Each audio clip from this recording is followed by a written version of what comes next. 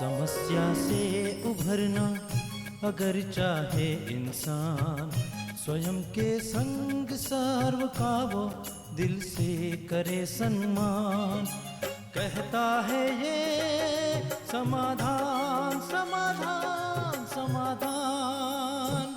समस्या से उभरना अगर चाहे इंसान, स्वयं के संग सर्व का वो दिल से करे सम्मान। कहता है ये समाधान समाधान समाधान समाधान समाधान समाधान।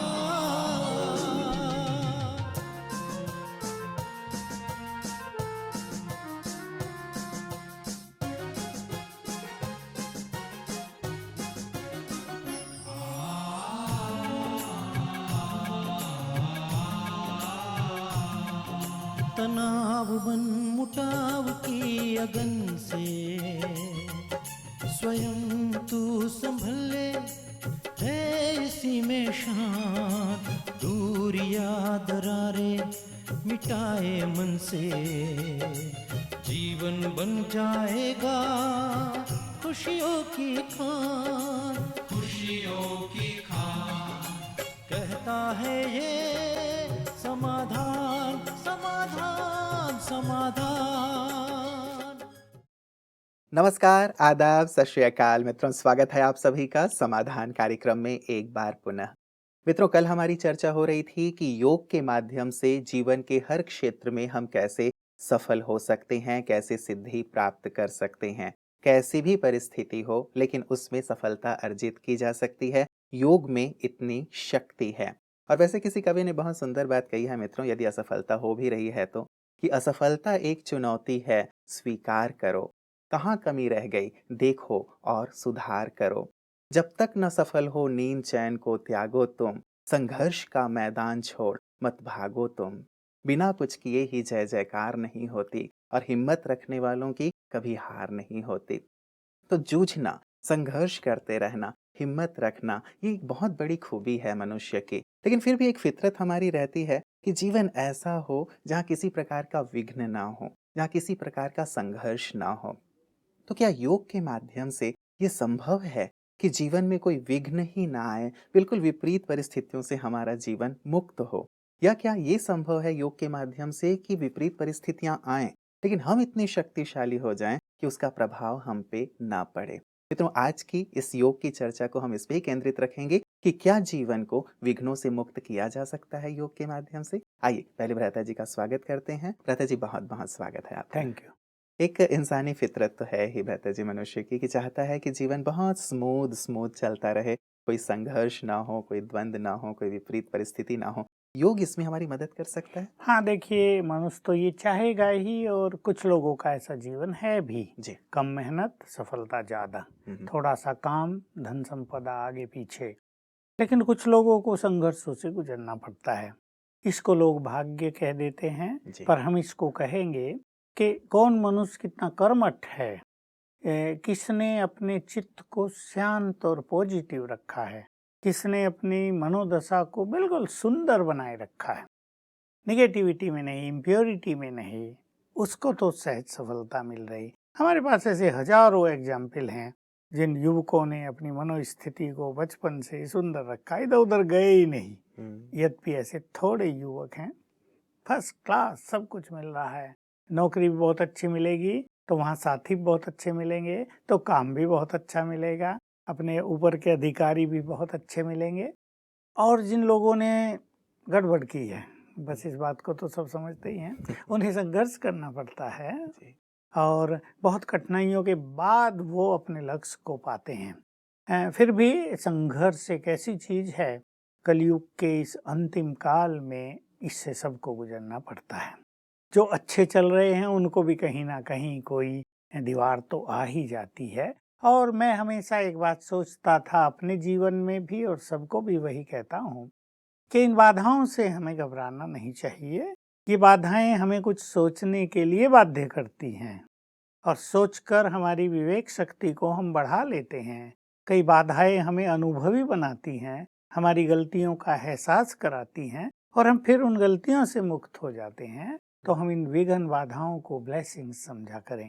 ये हमें आगे बढ़ाने के साधन हैं, मार्ग निकालें। बस ये है कि हम परेशान न हों। जैसे क्वेश्चन पेपर में कोई कठिन प्रश्न आ गया हो, अभी एक स्टूडेंट होगा जो उसे देखते घबरा गया, अरे ये तो कहीं पढ़ा ही नहीं। लेकिन दूसरा ऐसा भी होगा जो विचार करेगा, कभी तो पढ़ा था, कुछ तो है, और नहीं तो चलो अंदाज से टिक कर देता हूँ, तीर लग गया तो बड़ा अच्छी बात है। कुछ तो करेगा ना वो। जी। और जो व्यक्ति घबरा गया वो कुछ भी नहीं करेगा। इसलिए न करने से कुछ करना अच्छा है, हिम्मत तो रखनी चाहिए। और राजयोग इसमें हमें बहुत मदद करता है, क्योंकि राजयोग से मनुष्य का मनोबल बढ़ जाता है, उसकी संकल्प शक्ति और सुंदर हो जाती है, नेगेटिविटी खत्म हो जाती है, उसका कॉन्फिडेंस बढ़ जाता है। राजयोग से इस तरह मनुष्य में जो साहस और उमंग बढ़ता है, उससे उसका मार्ग क्लियर खुल हो जाता जाता है। है। लता जी, एक विशेष चीज़ ये होती है कि जब जैसे आपने कहा विघ्न आते हैं तो व्यक्ति बहुत ज़्यादा घबरा जाता है और ज़्यादातर लोगों में यही होता है। जैसे अभी मानसून अब इस बार कम रहेगी, ऐसा एक आसार है, ऐसा कहा गया है, फ़ोरकास्ट किया गया है। प्रधानमंत्री जी ये कह रहे थे कि चलो इसको भी एक चैलेंज के रूप में स्वीकार करो, इसके अंदर भी जो अवसर है उसको ढूँढो। लेकिन आम तौर पे ऐसा कम ही हो पाता है कि व्यक्ति ऐसी विपरीत परिस्थितियों को एक अवसर के रूप में देखे, मार्ग निकाल सके। ज़्यादातर ये होता है कि हम बहुत घबरा जाते हैं, हार जाते हैं और सोचते हैं कि शायद अब कुछ नहीं होगा। हाँ, ऐसा ही प्राय होता है। और देखिए, मानसून की बात मैं ऐसा जानता हूँ, अनुभवों से कई बार ये डिक्लेयर किया गया था, बिल्कुल बारिश नहीं होगी। जी। हो गई बहुत जगह अच्छी, ठीक है, कहीं नहीं हुई। हाँ, हाँ। क्योंकि प्रकृति को संपूर्ण रूप से जानना तो किसी के बस की बात नहीं है। इसलिए हमें घबराना तो नहीं चाहिए। और फिर ये भी है कि जो कुछ होने जा रहा है, मान लो बरसात होगी नहीं, हमने 4-4 साल अकाल भी देखे, हमारे यहाँ पड़ गए राजस्थान में, जी। तो उसमें भी हमने मार्ग तो निकाला ना, पानी नहीं था पीने का। आबुल छोड़कर लोग भागने लगे, कुओं में एकदम नीचे तक भी पानी नहीं था। जो वर्कर्स थे यहाँ, एम्प्लॉइज थे, कहते थे हम बच्चों को पानी कहाँ से पिलाएं, तो यहाँ से चलो। 2-2 3-3 मास की छुट्टी लेके लोग अपने घर चले गए। लेकिन हम लोगों ने मार्ग निकाला। हमारे यहाँ सीजन भी चलता रहा, 1000-2000 लोग भी आते रहे। विरोधी लोग कलेक्टर को शिकायत भी करते रहे कि ये क्या कर रहे हैं, इनकी इंक्वायरी की जाए। कि पानी कहाँ से आ रहा है इनके आखिर इनके पास? पास आ कहाँ से रहा है। लेकिन देखा कि आ रहा है, जी, जी। सब संतुष्ट होके जा रहे हैं। एक मार्ग निकालने की बात होती है। बीमारी भी होती है। मान लो रात को एक व्यक्ति अकेला है, जी। कोई नहीं है, उसके पास न टेलीफोन है, कुछ नहीं, और उसको भयानक पेट दर्द हो गया है। कुछ व्यक्ति हैं उसमें कराहने लगेंगे, परेशान हो जाएंगे, भाग को दोष देने लगेंगे, भगवान को गाली देने लगेंगे। और कुछ लोग हैं अपने माइंड को स्टेबल रखते हुए विचार करेंगे क्या किया जा सकता है। गरम सिकाई कर लूं पेट की, गरम पानी पी लूं, हरा पुदीन हरा है या फलानी चीज रखी है, जी। उसको ले लेता हूँ। तो एक मार्ग निकालने से, ये जो कहावत है ना, God helps those who help themselves, जी। तो ये चरितार्थ हो जाएगी और कहीं ना कहीं उसको फायदा होने लगेगा। तो मनुष्य को हमेशा एक नई किरण की खोज करनी चाहिए। दादा जी, कई बार ऐसा होता है कि किसी मार्ग में बार-बार विघ्न आ रहे होते हैं, किसी कार्य में बार-बार विघ्न आ रहा होता है। तो यहाँ क्या सजेस्ट करेंगे कि क्या हमें रास्ता बदल लेना चाहिए या योग के अभ्यास से उसी रास्ते को क्लियर किया जा सकता है? देखिए, हम देख लें कि अगर मार्ग बहुत ही कठिन है और हमारी शक्तियाँ और हमारा समय उसमें जा रहा है, जी। तो हम बदलने की सोचें। लेकिन एक प्रयास हम राजयोग के द्वारा वही मार्ग ढूंढने का अवश्य करें। और इसमें बहुत अच्छी विधि है जी। कि हम योग अभ्यास करेंगे 1 घंटा रोज, और उसमें 2 संकल्पों से शुरुआत करेंगे, जिसको हम स्वमान कहते हैं। मैं मास्टर सर्वशक्तिवान हूँ, इससे हमारे सब भाई बहनें परिचित हैं। और विघ्न विनाशक हूँ, यानी ये फील करेंगे कि मेरे पास विघ्नों को नष्ट करने की शक्ति है। अब इस योग बल से ये विघ्न नष्ट हो जाएगा। और 21 दिन विदाउट मिसिंग ए डे हम ये योग अभ्यास करेंगे, तो इससे बहुत अच्छा अनुभव होगा। और जैसे अनुभव हैं, अनेक लोगों के विघ्न इससे टल गए। बिल्कुल, बहुत सारे लोगों के अनुभव तो आते रहते हैं और समाधान में लगातार हमने बहुत बार इसकी चर्चा की अब रहता जी। लेकिन ये भी एक चीज़ देखी गई है कि कई लोगों को इसमें सफलता नहीं मिलती है, विघ्न दूर नहीं होते हैं। तो एक तो 21 दिन की बात आप कहते हैं, लेकिन यदि 21 दिन में नहीं हो पा रहा है वो, तो क्या सजेस्ट करेंगे, आगे कंटिन्यू करते रहें? आज ही एक केस हमारे पास ऐसा था जी। जिसके जीवन में लंबा काल का ये बैड एक्सपीरियंस था। हुँ, उस बहन ने कहा, वो लेक्चरर है, जी। कहा कि मुझे शुरू से ही कहीं भी सफलता नहीं मिली। मैरिज हुई तो पहले दिन से पति से संघर्ष प्रारंभ हो गया। ये टीचिंग जॉब मिली, इसमें भी मुझे कई कठिनाइयों का सामना करना पड़ा। तो मैंने उनको एक अच्छी चीज सजेस्ट की कि पहले 21 दिन की योग भट्टी करेंगे हुँ, हुँ। इस तरह, और फिर 2-4 दिन छोड़ सकते हैं। नेक्स्ट 21 डे फिर हम 1 घंटा रोज एक योगा प्रोग्राम बनाएंगे। उसमें 2 संकल्प लेंगे, मैं मास्टर सर्वशक्तिवान हूँ, सफलता मेरा जन्मसिद्ध अधिकार है। और योग करने में लगभग एक ही चीज पर फोकस करेंगे कि सर्वशक्तिवान से उसकी किरणें मुझे मिल रही हैं, यानी हमसे शक्तियां वाइब्रेट आउट हों। हुँ, हुँ। सर्वशक्तिवान की किरणें मुझे आएंगी और मुझसे किरणें फैलेंगी शक्तियों की चारों ओर, और ये शक्तियां उन विघ्नों को नष्ट करेंगी, सफलता का मार्ग प्रशस्त करेंगी। जिसकी एकाग्रता नहीं होती वो इसको इस तरह अभ्यास में लाएंगे। जी। मैं एक छोटी सी विधि बता देता हूँ। 10 मिनट के लिए मान लो वो योग अभ्यास में बैठे, बैठना तो उन्हें घंटा है।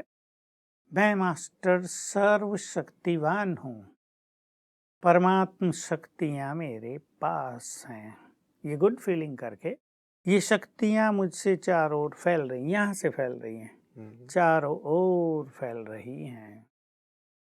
10-20 सेकंड इसमें लगे। शिव बाबा सर्वशक्तिवान परमधाम में हैं, उनकी शक्तियाँ फैल रही हैं चारों ओर।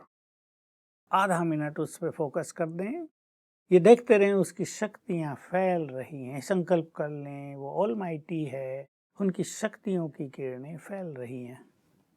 फिर वो नीचे मुझे आ रही हैं, फैल रही हैं।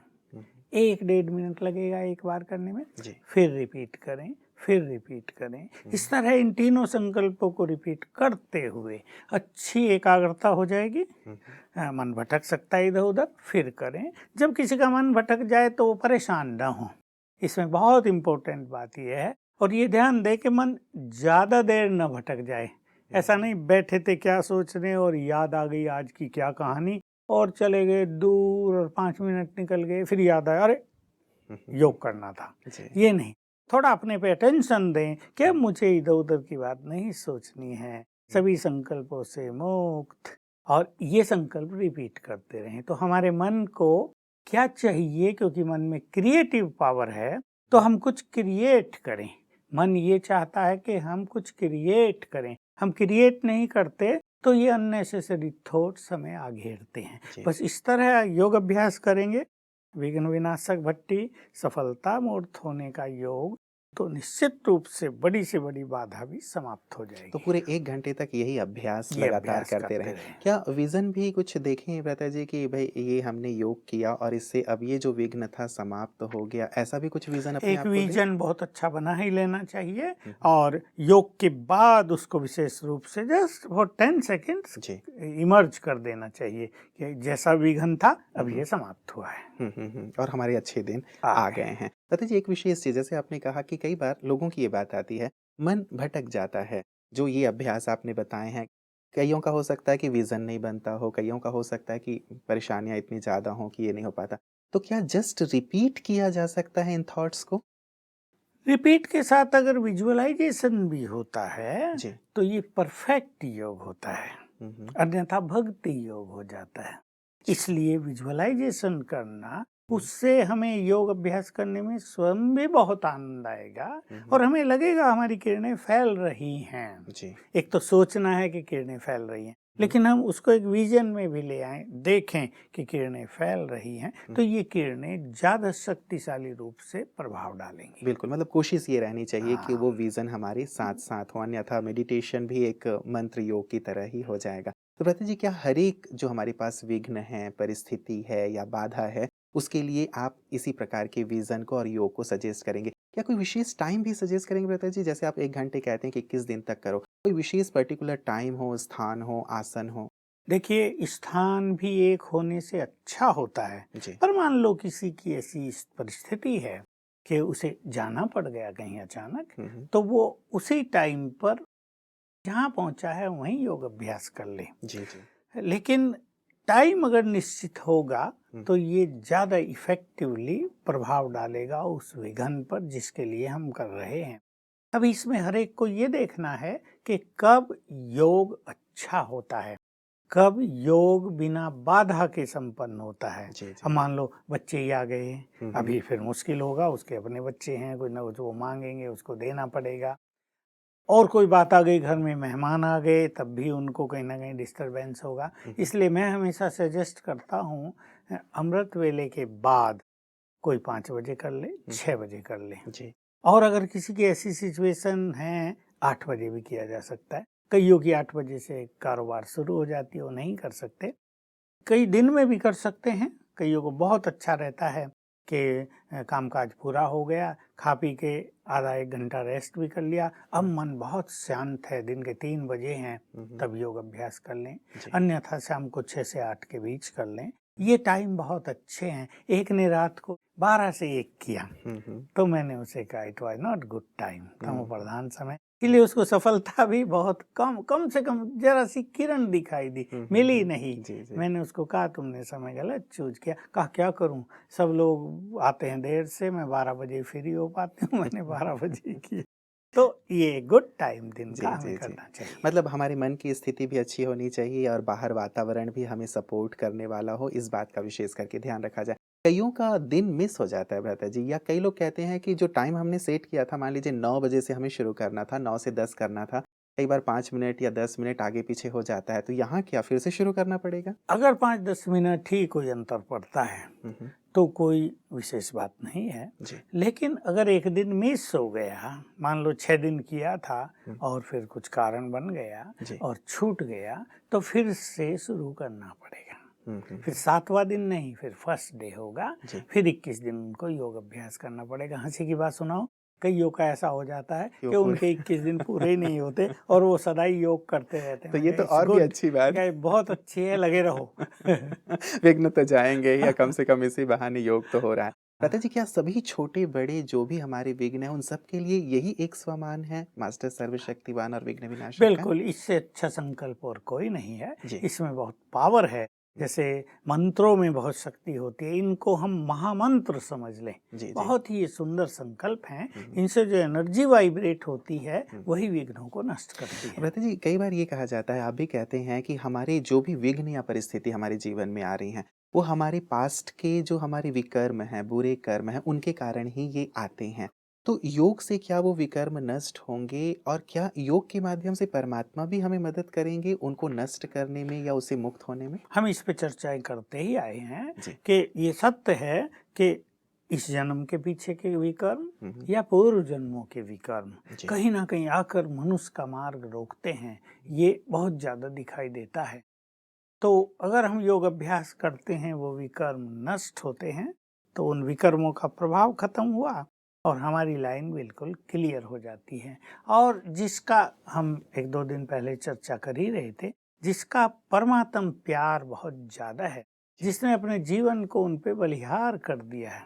बलिहार ये नहीं कि घर छोड़ के हम सेवा केंद्र पर आ गए, अंदर से भावनाएं भी बलिहार कर, मेरा कुछ नहीं, सब कुछ तेरा, अब मेरे जीवन के रेस्पॉन्सिबल तुम, मेरी जीवन नैया की बागडोर, इसकी पतवार तुम्हारे हाथों में। उसको भगवान भी हर जगह मदद करता है, और उसकी अगर कोई बड़ी दीवार सामने आ गई, वो या तो उसके लिए सावधान कर देगा या उस दीवार को नष्ट करेगा। जी जी जी। भ्राता जी, एक तो बात रही कि चलिए मेरे पास विघ्न है, मैं इसे नष्ट करने के लिए योग करूं। कुछ लोग ऐसे हैं जो मेरे परिवार के सदस्य हैं, जैसे कई बहनें फ़ोन करती हैं कि पति का बिजनेस ठीक नहीं चल रहा है, उसके सामने बहुत सारे विघ्न हैं, मानसिक रूप से भी वो बहुत ज़्यादा उथल-पुथल में रहते हैं। तो क्या हम किसी अपने निकट संबंधी के लिए भी ये विघ्न विनाशक योग कर सकते हैं? बिल्कुल कर सकते हैं, और ऐसा हम बहुतों से कराते ही हैं और इससे बहुत फायदे हुए हैं। ये एग्जाम्पल बिल्कुल प्रैक्टिकल है और बहुत लोग ऐसा करते हैं। पति का बिजनेस अच्छा नहीं चल रहा है, बहन ने उसके लिए योग किया, बहुत अच्छा। तो इसमें यह है कि हम संकल्प करते हैं कि ये विघ्न विनाशक भट्टी इस कार्य के लिए जो मेरा पति का बिजनेस है, एक संकल्प हम रखते हैं शुरू उनके में लिए। या अंत में? शुरू में रख जी, लेंगे, जी। ये इनके लिए है। और फिर पावरफुल योग करेंगे और फिर वैसे विजन बनाएंगे कि उस बिजनेस का ये विघन नष्ट हो गया। मान लो कर्ज ही बहुत हो गया है, जी, जी। अभी बिजनेस में उधारी हो गई है, लोग माल ले गए हैं, पेमेंट नहीं कर रहे हैं, तो एक दबाव बना ही रहता है। संकल्प करेंगे बैठ के ये योग बिजनेस की इस समस्या के लिए, और मेरा ये शुभ संकल्प है कि जिन्होंने पैसा नहीं दिया है वो इस योग के बाद पैसा दे दें, पेमेंट कर दें, और फिर योग अभ्यास करेंगे। बहुत अच्छा। फिर कुछ और याद करने की जरूरत नहीं। कई लोग कंफ्यूज होते हैं, क्या हम उस व्यक्ति को वाइब्रेशंस देते रहें? नहीं, इसकी कोई ज़रूरत नहीं, ये ऑटोमेटिकली जाते रहेंगे। फिर हमें एक पावरफुल योग अभ्यास ही करना है। बिल्कुल, मतलब केवल एक विज़न, केवल एक संकल्प ले लिया जाए, उसके बाद जैसा आपने योग का अभ्यास बताया है, वो योग का अभ्यास करते रहें। पता जी, व्यक्तिगत रूप से आपके अनुभव जानना चाहूँगा, क्योंकि एक लंबा समय आपने इस तपस्या के पथ पे, अध्यात्म के पथ पे बिताया है। क्या कभी ऐसा रहा आपके जीवन में कोई ऐसी विघ्न या परिस्थिति आई? क्योंकि ज़्यादातर ये होता है, मैंने देखा है कि विघ्न आते हैं, परिस्थिति आती हैं, तो व्यक्ति को थोड़ा हलचल में ले आती हैं, वो थोड़ा-सा लड़खड़ा-सा जाता है। आपके लिए तो नहीं कहूँगा, लेकिन व्यक्तियों के लिए हाँ, कहूँगा। नहीं, तो होता ऐसी है। स्थिति में अपनी मानसिक स्थिति को आपने कैसे बनाए रखा और कैसे अभ्यास किया देखिए, आपने? मेरा जीवन तो ऐसा चला, जी। मैंने ये अपने अनुभवों में सुना दिया है कि 71 से ही मुझे ईश्वरीय महावाक्यों में सरल चित्त बनो, जी। इसकी एक विशेष और डिटेल व्याख्या मिल गई। हुँ, और उसमें ये था कि जो सरल चित्त होंगे उनका पूरा जीवन सरल हो जाएगा। हुँ। तो इसमें एक बात होती है जीवन में कि कई लोग हर छोटी बात को बाधा मानते हैं। मान लो हम तेज दौड़ रहे हैं और लोग हमें मजाक कर रहे हैं, है गिरेगा अभी, बिल्कुल नहीं पहुंच पाएगा, ये विघन है, ओह बहुत बड़ा विघन है, लोग क्या क्या बोलते हैं। और दूसरा व्यक्ति है, लोग बोल रहे हैं और तेज दौड़ूंगा, इन्हें दिखाऊंगा कि देखो मुझे कोई नहीं रोक सका। जी, जी। तो मेरी तो ऐसी मेंटालिटी थी हाँ, हाँ। कि मैंने विघ्नों को विघन समझा नहीं, इसलिए मुझे जीवन में विघ्नों का पता नहीं चला। हाँ, शारीरिक बीमारियां आई थोड़ी बहुत जी। और चली गई। कुछ और जैसा लोग संगठन है, किसी ने कुछ बोला, किसी ने कुछ बोला है, मैं उन चीज़ों को सोचता ही नहीं था। मान लो मुझे क्लासेस मिली कराने के लिए, लोगों ने रीस की, इसे दे रहे तो हमें भी दो, तो मैं ये नहीं सोचा है रीस क्यों कर रहे, मैंने सोचा इन बेचारों को मिलना चाहिए अवसर, ताकि ये भी आगे बढ़ पाएं। तो एक विघन ही नहीं रहा। तो ऐसा है कि हम विघ्नों को विघन न मानकर एक जैसे कॉमन रूटीन है ये, ऐसा मानते रहे। मेरे साथ यही हुआ, और थोड़े बहुत शारीरिक बीमारियों के विघन आए, पर कोई प्रभाव नहीं पड़ा। ईश्वरीय मदद ऐसी रही कि मुझे उसकी अवेयरनेस ही नहीं रही। जी। जैसे मैं लिखता था, बहुत अच्छे लेख मैंने लिखे हैं, फिर किसी ने कहा सदा इनके ही लेख डालते हो, औरों को भी तो चांस मिलना चाहिए, तो पत्रिका वालों ने हमारे कम कर दिए। मैंने सोचा कोई बात नहीं, सबको ही मिलना चाहिए, बेचारे सब खुश होंगे, हमने तो बहुत लिख दिए, मैं तो 77 से लिखता आ रहा हूँ, कोई बात नहीं, इन सबको चांस मिले।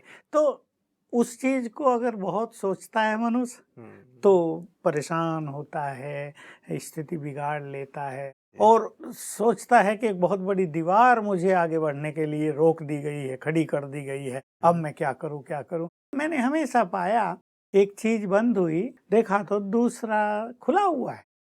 अभी वो ऐसा हो गया कि अब तो टाइम ही नहीं मिलता अपने लिए भी कुछ सोचने को। तो ऐसा मेरे साथ हुआ। जीवन विघ्नों में कभी बीता नहीं है, और हर चीज ने आगे बढ़ाने का जैसे संदेश ही दिया है। और जो मैं सबको कहता हूँ ये बात, वो मैं अपने अनुभव से ही कहता हूँ कि कोई तुम्हारा एक द्वार बंद कर दे, डोंट वरी, शिव बाबा ने 4 द्वार खोले हुए, उन्हें जरा ढूंढ लो, हो सकता है वो उससे भी बहुत सुंदर हो। बिल्कुल, बिल्कुल। तो भ्राता जी, आपके जीवन के अनुभव से, जैसे आपने मानसिक स्थिति को बहुत संतुलित रखा, खुश रहे, हल्के रहे, विघ्न तो आते ही हर एक के पास, राजयोग का अभ्यास करेंगे, मुक्त होंगे, वो तो है ही। लेकिन 3 यदि सूत्र देना चाहें कि यदि कभी विघ्न आ जाएँ, तो ये 3 बातें ध्यान में रखें तो परिस्थितियाँ बीत जाएँगी, क्या होंगी वो 3? मैंने सबसे पहले अपने जीवन में याद रखा था, ईश्वरीय महावाक्यों में सुनते थे कि ज्ञानी आत्मा के लक्षण हैं, वो मान अपमान, सुख दुख, निंदा स्तुति, हार जीत में समान रहेंगे। मैं सोचता था अगर ये सब हो ही ना तो समान रहने का प्रश्न का है, कोई निंदा करे ही नहीं और हम कहने हम तो बहुत खुश रहते हैं, कहीं हमें हार का सामना करना ही ना पड़े, कहीं नहीं हम तो बहुत अच्छे हैं।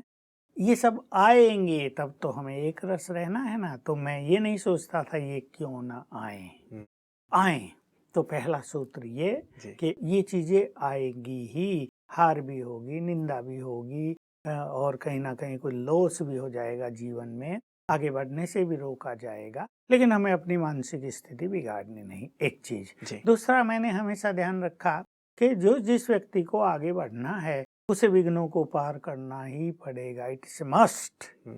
तो आने दो, इनको हम पार करेंगे। और तीसरा संकल्प जो बहुत अच्छा सबके लिए रहेगा, मैंने उसको ध्यान रखा, विघ्नों से अधिक शक्तिशाली हम हैं। मैं सोचा करता था आग जली हो और मच्छर आए तो किसको नुकसान होगा? मच्छर ही जल के नष्ट होंगे ना। जी, जी, तो हम जी। तो योग की अग्नि जलाए रखें, हाँ। जितने विघ्न आएंगे वो जल के नष्ट हो जाएंगे। बहुत बहुत शुक्रिया भ्राता जी। अब हम भी योग पथ पे चल रहे हैं तो हम भी ऐसी अग्नि जलाएंगे कि सारे मच्छर जल के नष्ट हो जाएं और जीवन बहुत सुकून भरा हो जाए।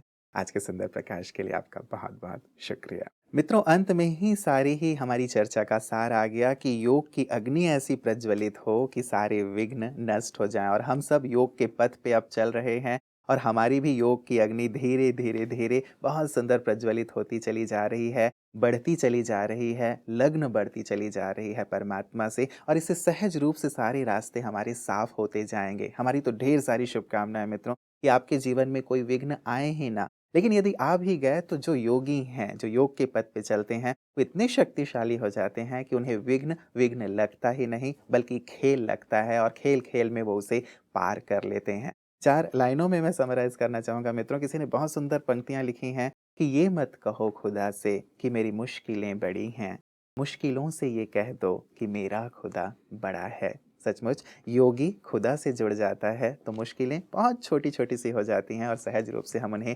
पार कर लेते हैं। तो आप योग के पथ पे आगे बढ़ते रहिएगा। कल मित्रों हम योग की चर्चा में ये जानेंगे कि कैसे योग से हम अपनी बीमारियों को भी ठीक कर सकते हैं, क्योंकि कहा जाता है कि योगी तन से भी तंदुरुस्त रहता है, मन से भी तंदुरुस्त रहता है। कैसे योग हमें संपूर्ण स्वास्थ्य प्रदान कर सकता है, भ्राता जी से कल ये जानेंगे। आप बने रहिएगा समाधान कार्यक्रम में हमारे साथ। नमस्कार। धैर्य और दृढ़ मनोबल से कर दे तू पल भर में मुश्किलें आसान, कथनी समकरनी के पावन जल से स्वर्ग बन जाएगा सारा ये जहान, सारा ये जहान। कहता है ये समाधान